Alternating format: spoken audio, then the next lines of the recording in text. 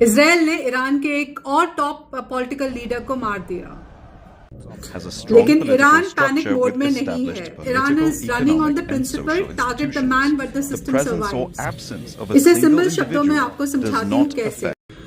हाल ही में Ali Larijani जो ईरान के सिक्योरिटी चीफ थे और ईरान के न्यूक्लियर पॉलिसी और सिक्योरिटी पॉलिसी के आर्किटेक्ट रह चुके हैं, उनकी डेथ हो गई इजरायली एयर स्ट्राइक में।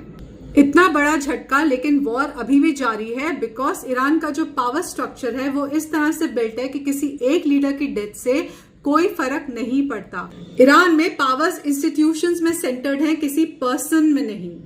ईरान के सिस्टम को चलाने के लिए इंस्टीट्यूशंस बने हैं और ये एक independent self contained power system की तरह काम करते हैं। तो किसी एक लीडर के मरने से सिस्टम नहीं रुकता है। हर इंस्टीट्यूशन का एक बिल्ट इन सक्सेशन प्लान है। जैसे जब सुप्रीम लीडर की डेथ हुई थी तो उन्होंने ऑलरेडी अपनी वसीयत बना ली थी कि मेरे बाद कौन इलेक्ट होगा।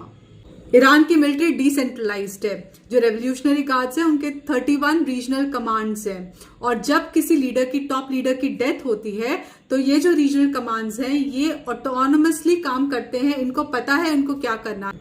ईरान का जो स्लीपर सेल नेटवर्क है वो वाइडली स्प्रेड है, सिर्फ ईरान में ही नहीं है बल्कि वर्ल्ड ओवर है और इनका कोई चेन ऑफ कमांड नहीं है। इनके पास ऑलरेडी इंस्ट्रक्शंस होते हैं और उन्हें पता होता है कि अगर हमें एक्टिवेट किया गया तो हमें क्या करना है।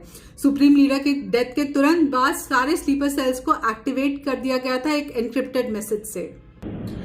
ईरान लीडरशिप में कभी भी वैक्यूम आने नहीं देता है। जैसे ही किसी लीडर की डेथ होती है वैसे ही एक इमरजेंसी लीडरशिप काउंसिल बनती है और विद इन आवर्स एक नए लीडर को इलेक्ट कर दिया जाता है।